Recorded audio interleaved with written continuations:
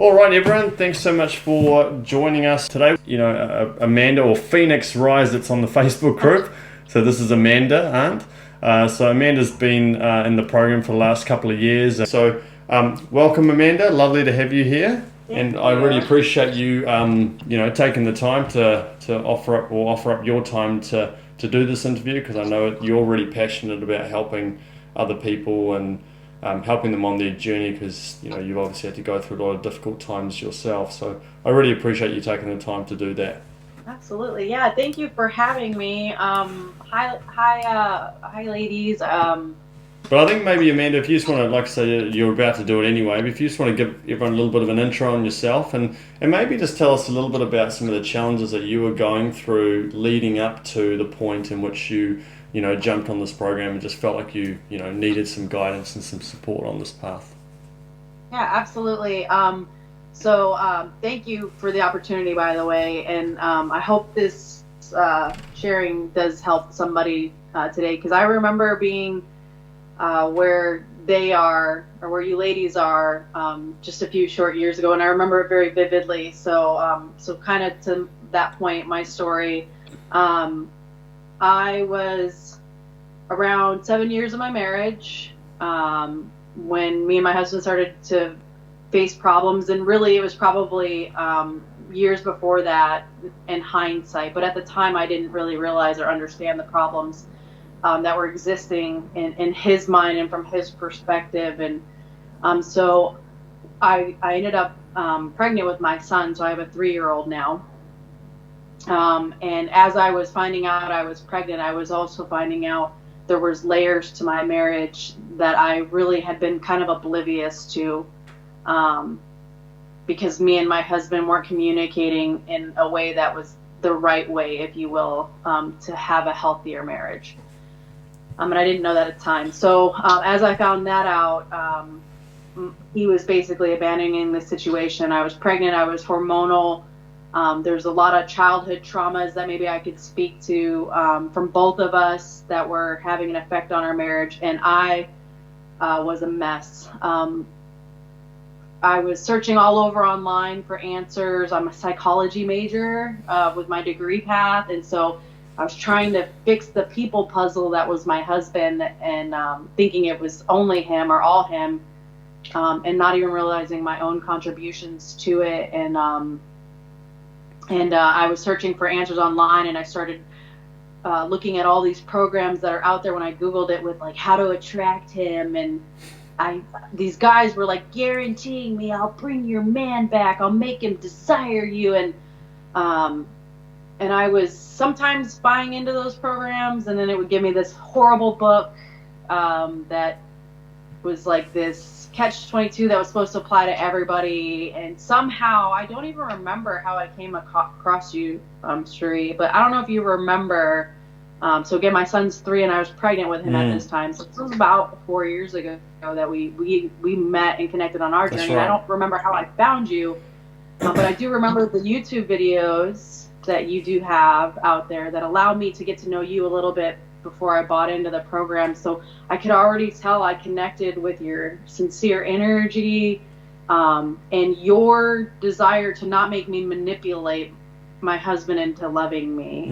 It was strictly about my journey, my healing, my happiness, and if in return whatever happens in the relationship with my husband is just a second and third order effect. And that's when I determined your program was the one that I was gonna find some healing in. And so at long and short of that, of why I came to your program, my husband was moving in and out of the house because of the emotions he was having about the marriage. He was maybe bulldozing boundaries slightly with other females, or in big ways. I mean, hindsight, it's not as big of a deal as it was at the moment. But I do remember being pregnant and laying in bed at night, bawling my eyes out. I couldn't go more than 30 minutes, if that, without thinking about him or wanting to feel the impulse to text him or call him or track him or determine if he was lying or what he was doing. Or then I'd go through this other wave of emotion of wanting to draw him closer. So begging, pleading came at some point. Thinking if I just showed him how much I loved him, he would understand the pain he was causing and put our family back together with me. And so I was clinging to him, which energy-wise I learned from you is actually propelling him away inadvertently. So you're not getting the effect you want by what comes naturally in my attachment to him was to cling. Totally, yeah. I was just clinging and he was wanting to run. So it was which is a very totally natural, as you say, it's a very natural instinct to have. You know, I think when anything's being taken away from us, we're going to want to try and grab hold of that. It's just a survival instinct in us. But I think the challenge is that we don't necessarily get taught these things when we're younger or whatever as to how to handle these situations when you're in them, you know. So, no, I understand it. I'm sorry, carry on. No worries. Yeah, that behavior, though, in my mind was like, if I just write him the right letter, outlining love letter, I mean, I was just doing some things that I did. It was just so natural of a pull, and I would do them because I couldn't. It was almost like I don't want to say an addiction because I don't know what it's like to be addicted to something, but it was very compulsive. Like I couldn't. It was very hard to sit still and not text him in the middle of the night. I've had struggles with a past relationship like boyfriends. My husband is my first marriage, and I'd never done any of this before. I'd never experienced this. And then you add pregnancy to it, and I was just a mess. Well, I mean, there was nights where I would be up at 2-3 in the morning bawling. I had exerted contacting most of my family and friends and talking their ears off so much about it for so long. And nothing was changing. And that's when I kind of somehow found you. And so for me, I know that you talk a little bit about the spiritual realm, and it's different for every person. But for me, I am a Christian. So I wasn't very strong in that faith. But through your program, I found some faith in that, some healing that is God-centered in tapping. You took me through my first tapping session in a group session like this. And then meditation, and then learning about the feminine energy and how to not do the cling push behaviors, and then also detachment, which is still one because of some of my childhood traumas that I had to work through at some points, is still the hardest step for me, is the art of detachment. Sure. Do you mind sharing a little bit about your, sort of the childhood trauma stuff for you? And obviously, you don't need to go into, you can go into as much depth as you want to with it, or that you feel comfortable with. But I think it's always good to understand a little bit more about that. And the reason I say that is because, a lot of the challenges that we face in our marriage tend to, be impacted by our ability to, or our ability to handle those situations is affected by the impacts that we've had or the experiences that we've had when we were younger. So, I think maybe that'd be kind of cool for the others to learn a little bit more about that, so they maybe could find a little bit of or be able to relate to it on some level. Yeah, sure. So my family, for me, my family had a very, I'm sorry, can you hear my son in the background? One second, let me just let his dad know. No problems at all. So I had a very dynamic family in the sense that the way we handled conflict was to explode. So we yelled a lot in my household growing up. Very quick to heat up, but also very quick to cool down and love and forgive. I actually do have I have a very close relationship with my family. I don't have any estranged situations, but we yelled a lot, and we were very mean to each other, and we would be very candid, close to borderline abusive with our words with each other, but we were very quick to forgive and then be fine an hour later. Sure. So my family has had to work through that the last couple of years with like vacations and things of, is that really what we want our dynamic to be in? And at what point are we going to lose one of us in the relationship out of my siblings and my mom and dad? And that other person isn't going to come back, because that happens in families, right? Absolutely. And then my mother cheated on my father. That's probably the more traumatic thing. Is my mother cheated on my father after 16 years of marriage, and it was like they clinged, they abused. My dad almost shot himself. At one point ended up in psychiatric treatment. I was kind of headed down that same path, honestly, with my husband. So that was me, the abandonment of my parents, the cheating, and then the effect it had on us kids, because it tore our family apart for a very long time, to the point where my parents still can't be friends to this day, and they've been divorced way longer than they've been married. Sure.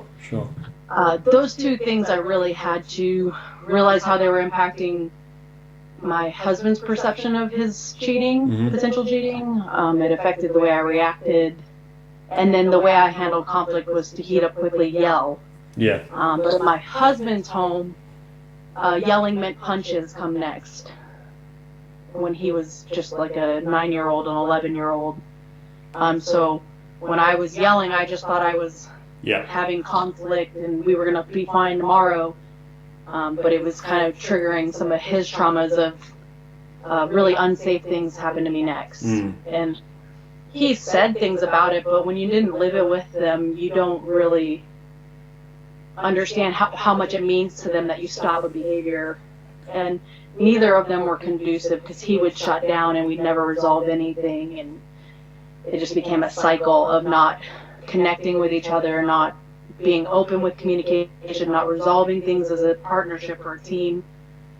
Yeah. Absolutely. So and it's such an important point, because I think the essence of what you're saying there is that everyone has their own kind of reality, and your experience.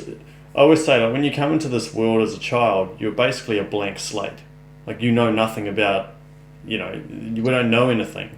And then each of our experiences that we have then helps to kind of shape what this reality is. And for some people, if that's been brought up in abusive households, that becomes their reality, So it's almost like your husband in that situation. If he's used to, when there's anger, then, there's a smack straight afterwards. Then over time, those each year that goes on, that gets sort of imprinted even more and more and more, and that becomes his perception. And then you've obviously had your own experiences, which maybe it might even be a situation where when you are getting angry or expressing yourself, whatever it is, that's almost like, hey, we care about each other because we're speaking our truth, We're sharing what's going on the inside. And we're loving each other through it. Exactly. Yeah. Exactly. Yeah. And I think that's just a really important point for everyone to understand, because if you can understand what's actually going on inside the other person and also within yourself, and you can work on healing that, improving communication, things can really start to slowly shift over time, and we start to realize actually the real issue is the things that we need to work on ourselves. It's not that we're broken or anything like that, it's just we have to be the best versions of ourselves in order to to improve and to grow and to have the best relationships that we can on all levels. Yeah, and for me, my dance, kind of to the point of why I've been in the group for so many years, and now we're finally talking interview, right? I will tell you, if you're in this program and where I was years ago, it is work. Like, we say that is like, yeah, it's work. You got to do the work, but it really takes a lot of discipline. It takes a lot of trust to go against what you initially naturally want to do. It takes a lot of forgiveness of yourself. You talked a lot in the beginning with me about, well, geez, Mandy, sometimes it does seem like you need to work on forgiving yourself even, because I beat myself up a lot even. But yeah, look, obviously it's a really interesting point that you make about sort of dropping in and out and so forth, because this is a really, really normal situation for individuals. Is that early on in the piece, people are quite motivated and say, yep, I've got to do the work, and then then you get to the realities of it, and it is, it can be challenging, and it does require you to face up to some of those uncomfortable things. I always say, though, that, and it's actually one of the reasons, it's the latest YouTube video I did, which is around kind of why you have to do the work. Because I always say that if you don't face up to some of these things now, all you end up doing is deferring things. But at the same time, I don't think that's a case of saying, well, hang on, I should have done it earlier or anything. It all happens in the right time. You know what I mean? Like that was your journey, and you had to kind of drop in, drop out, drop in, drop out, whatever, to then get to a place where you say, okay, cool, now I'm ready to do some of the things and make the shifts that I need to, and it's all part of the process. Same goes for me in terms of different things and programs that I've done as well. Like I've kind of done a bit, pulled out, done a bit, pulled out, and there are moments where it's like, okay, now is the right time, I need to really dive in. So I wanted to touch on that because I know it's a challenge that a lot of people do face around these sorts of things, especially the kind of programs that I run, because it's not, it's not a how to build a website kind of course, it's going deep, and that can be painful. But all I know is that when you actually go deep into your own self, boy, it makes a huge difference. Question here from, sorry, I don't know who it is. I think it must be Michelle. Hi Amanda, thank you for sharing your experience. Were you separated from your husband at any point, and if so, for how long? Thank you. Yes. So I'm Air Force, so I'm active duty military. And so is my husband. So in some ways we were separated because the Air Force separated us, but that was 6 months. And during that 6 months, like, he was not working on the marriage. And then also on 2 occasions he moved out and lived in his own apartment twice in the 4 years. So yes, we were, and so out of the 4 years we've been working on this, I'd say about 1.5 years in that we were not living together because either the military had us separated or he was living in his own apartment. And tell me, you talked a little bit before about sort of forgiveness. What sort of things did you feel like you needed to forgive within yourself and also with your husband as well? So for my story specifically, sometimes I had to forgive myself for not knowing to ask, and that sounds crazy, right? I get how on the outside people are like, well, you didn't know. Like, half the times when we're seeing people's relationships, I think it's easier for a friend or a sister or a brother or mom or dad to say, go easy on yourself, but that's not what we do in reality. Right. So things that you watch your other friends beat themselves up for in their marriages or relationships, I definitely dealt with. I also went, we had a miscarriage earlier, before the problems, the real deep problems really kind of surfaced. Not that they weren't building underneath the surface, but the miscarriage put me in a really deep depressive state, and I wasn't identifying that about myself. I didn't go get help, and so I wasn't showering, I wasn't taking care of myself, I wasn't connecting with my husband, and then when I snapped out of it, he was already gone. And so I had to forgive myself for that year. And that sounds crazy because you're like, well, you had a miscarriage. Of course, that's a normal reaction. But when I tell you I did not care about his feelings, what he had to say for over a year, what he was trying to communicate he needed from me, I was so mean to him in that year. Really just very cold and distant. I was very numb and very zombie-like. And so what did I expect him to do? So I had to forgive myself for that. And then actually early on in the problem surfacing, I started to do things like dig through his phone and dig through his computer and hack his Amazon account. I essentially, we'll call it what it was. I was borderline stalking my own husband. Right. I was not perfect in the relationship by any means. I wasn't a victim that was perfect wife and he just made decisions and it's all his fault. No. And then he had a part to play in it too. He could have spoke up better. He could have knew him. He could have worked through his childhood traumas to where it wasn't inadvertently being taken out on me in the marriage, so we could communicate better in the beginning. And I think, in an ideal world, he'd be taking as much ownership of certain things, and I think that would probably allow you to relax more into your own kind of feminine energy and promote your own healing and stuff as well. But that's in an ideal world. Well, a lot of the times I think men aren't really in a position to do that. They're wanting to kind of prove, and I think half the issue is that most people are wanting to prove that they're right.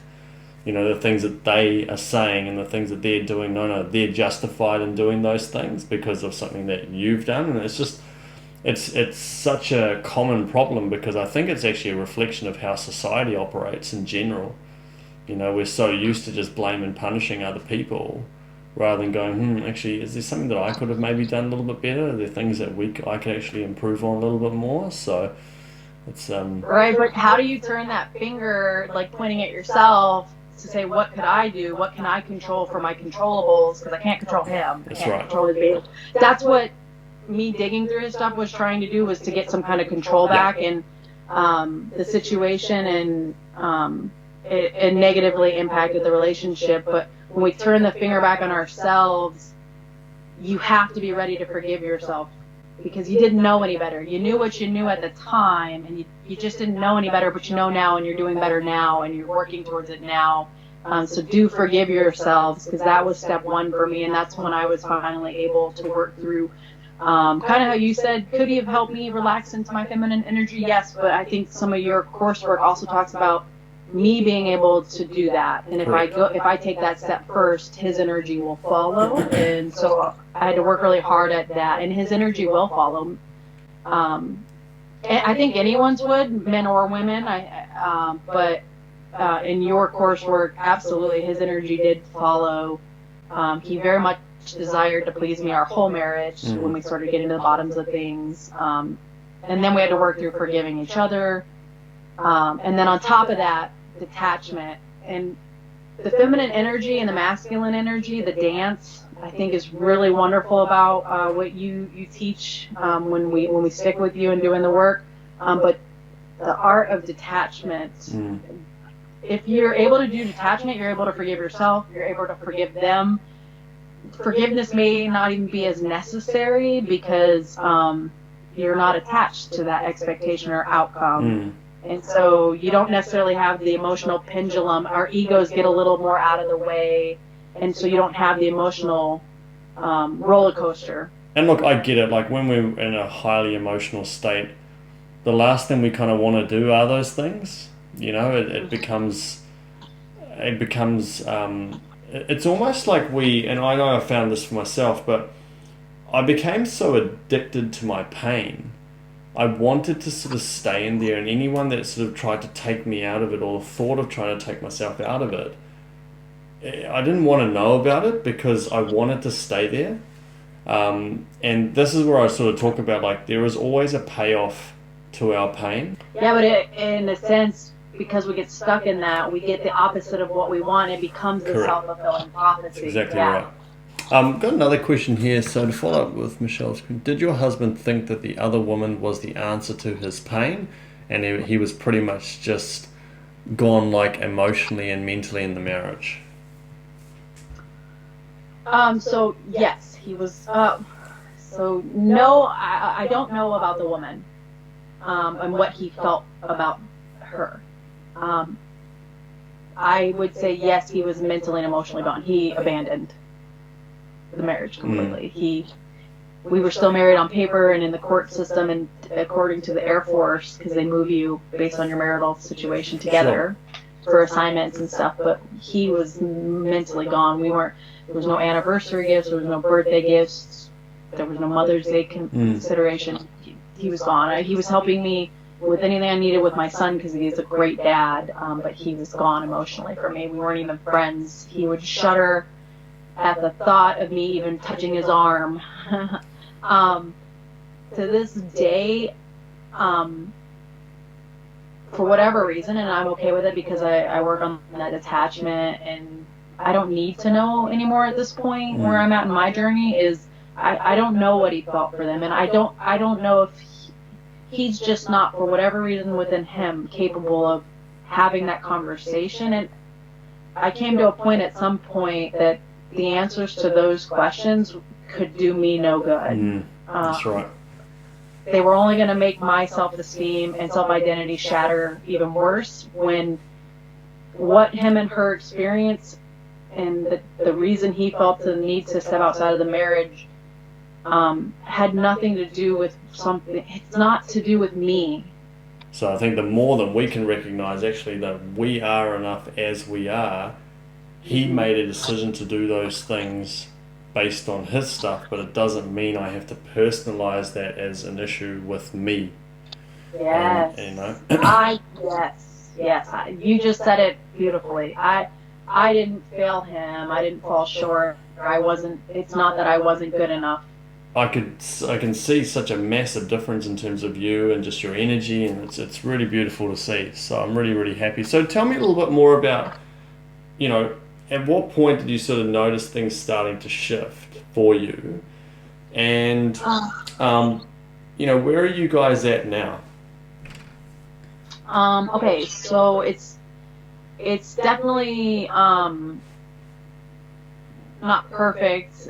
We are not like madly in love, and the marriage is the best it's ever been. But we are in a very we're like best friends. Great. Like, we're able to share things. Nowadays, we're back living together. We're raising our son together. We're still married. And we are, sometimes I don't think we realize it, but we're sharing things with each other now that we never would have shared with each other when we thought we were at our most connected.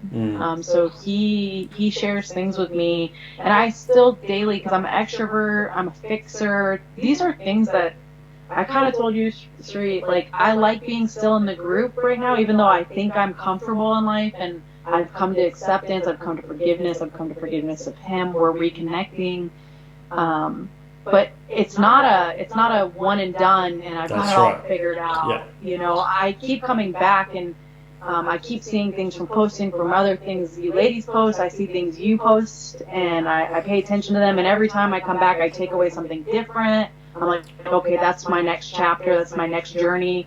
The self-work isn't fully done, so I'm still working on myself. Me too. Right. And so it is definitely not, we're still on this journey, but we are definitely still married, and we are reconnecting as friends. I saw the shift, honestly, probably almost a year ago now. So we went through a lot of pain. It took me about a year to get on board with you, Sure. right? When we met, Yep. I dabbled in it. I started to do the work. I'd stop do the work, start to do the work, stop do the work. Finances were a frustration. And by the way, if you're worried about that, I promise you, don't worry about that. And if you message me if you want to know more, but to your respect, Cherie, the return of investment for an emotional support, a friend, a sounding board, a light when I needed you most, when I wasn't capable of doing what you teach just yet. It's priceless. It really is. You have such a genuine nature about you and what you try to help us with, and you really are there. There were times that it wasn't even Thursday, and I would message you, and you would give me something that I needed at the time. So, I definitely. Don't worry about that if that's a worry. But so I dilly-dallied for about a year of my journey on that, of just not knowing if I wanted to fully go all in. And then when I got into the program and finally accepted that, it took me about another year of up and down, of coming back and forth. And then there was a year, 8 months of me doing the actual work, and that was about a year ago. Yeah. And we're just coming up on 4 years in about another 3 months. So linear wise, about 2 years into it, I finally really did the work. So about a year after I got into your program, I finally really did the work. And about 8 to 9 months later, he and I were shifting in that 8 to 9 months. And now we've been living together since November again. And I watched women sit where I am today, and I could not identify with how are they there. Like, it just felt very, is this a commercial? Are these women real? And I assure you I'm real. I have had the immense amount of pain. And I just didn't know, how do I get there? And for some of the women in the interviews, it was like a year. They just got it quick. It was their time. It was their journey. Mine has been very long for whatever reason. Higher powers are calling for. I'm supposed to take away more than just Corel in my marriage. I always believe in making subtle shifts and letting them evolve in a very natural and a very organic way. so that the changes that you're making are not to try and get him back, but for you to be your best self. And by being your best self, you end up getting the best result, which is either your husband comes back or you get to a place where you realize, you know what, I don't know if this is the right one for me anymore. And I think, honestly, I believe that is a win-win. I really do.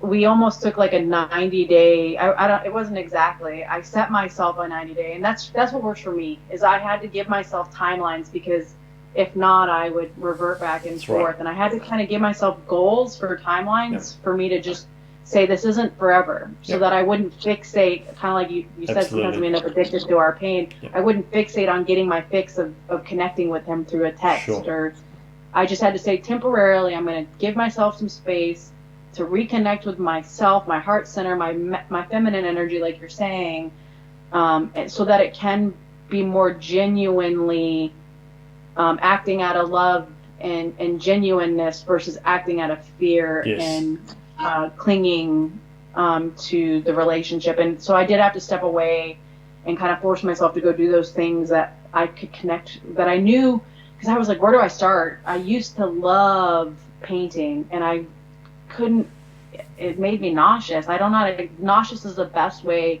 I didn't want to paint. I was like, I'm not going to feel joy painting. But I used to, so I had to go back to the things that I knew about myself before, and that's kind of where I started. But I needed that space from him for myself, and to focus on this program, and to focus on what you're teaching, and focus how it was going to apply to me, Mandy, because I think it speaks a little something different to everybody. Just that it's work.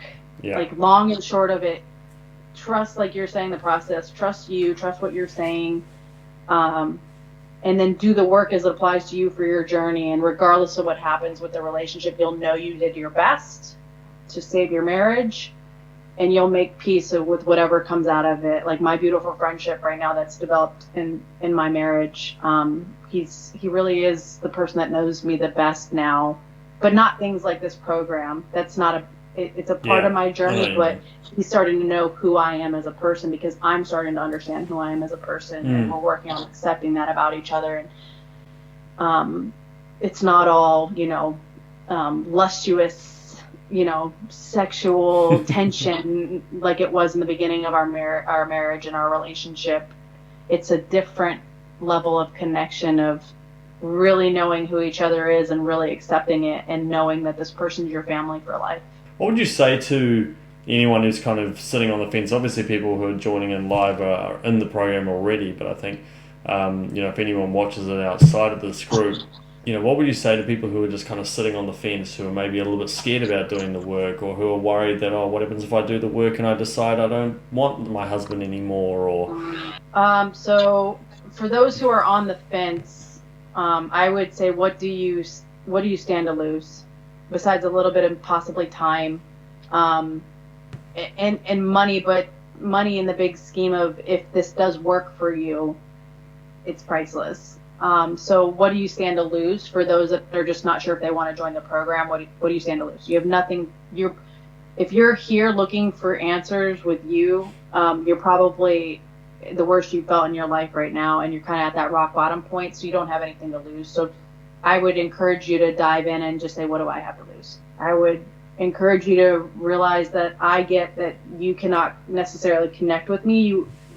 I'm the lady on the other side of the screen that I've watched go before me, and you don't know how you're going to get there, but you are going to get there. It might take you a year, it might take you 4 years, but if you do the work, if you stick with it, if you trust it, you're going to get there. And the other piece of advice I would tell you is, give yourself some grace, some patience, some self-forgiveness sometimes for not getting it perfect, and then remember that it's not going to happen overnight.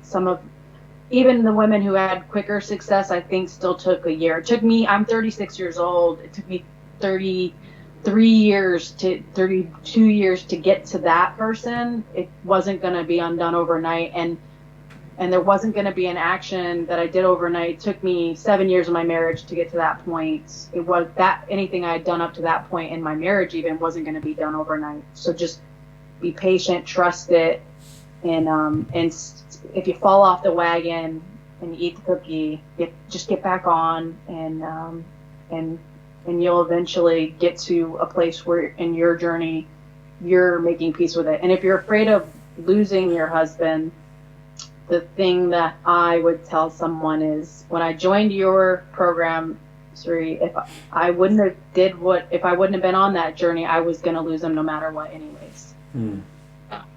So that's back to what do you have to lose with trying it? You're going to lose him anyway if you don't do the work. And if you do the work, you stand the chance. It is what it is. If it's that you don't want him, don't fear that. Don't make a decision today out of fear for that to a year from now or 3 years from now, because that's going to happen anyway, like a self-fulfilling prophecy if you stay in this energy. So just do it, and whatever comes, it'll come, and you'll be in a better place to make peace with whatever it is, because of the work that he teaches you to do. So trust it. He's very genuine. You're a blessing to my world, more than you ever will know. Your life's work. For me and my son, you have no idea. You're the light bulbs you're affecting around the world because of who you are genuinely. I cannot thank you enough. Oh, no, I appreciate that. And I mean, it makes me very emotional hearing that, because it's, this is sort of a bit like, I sit behind my little screen over here and do my work and all that sort of stuff. And it's, it's, I go in there with this mission of being able to serve people, because I know what it's like to have a beautiful marriage. I also know what it's like to be in a lot of pain, and it hurts my heart when I see people kind of going through and suffering their way through it, knowing that there are better ways in which you can move forward and to grow. I know you probably need to get back to your bubba and maybe say goodnight or whatever, but look, I really appreciate you taking the time to be able to share your story. I think it's be a huge inspiration for so many people watching, not just on the live stream, but in the months and years probably when they see your video from time to time. I think they'll get a lot out of it and realize that transformation is real. Transformation actually happens when you actually have the courage to face up to your own challenges and to really, really do the work. So, thank you, and thank you for being such an inspiration for so many women out there. Well, same to you. Thank you for having me. Thank you, ladies. I'm on the page. I'm here. He's the one doing the work, but it takes a village to get through this. So I'm here with you. You deserve love. You deserve joy.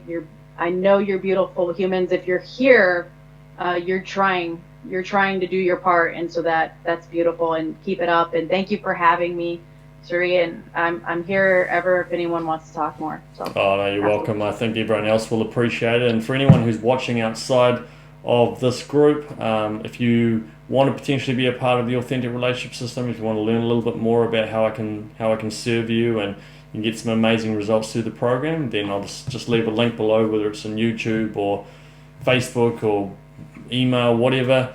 You can just book them for a call with me, and I can learn a little bit more about where you're at now, where you want to get to, and just how we can bridge that gap in the shortest possible time. So thank you so much, everyone. Appreciate everyone's effort to come along to the live stream as well, and we will do all the usual group calls like we always do. We'll resume that back next week. So thanks very much, everyone. Have a wonderful weekend, and we'll catch up soon. Bye-bye. Bye.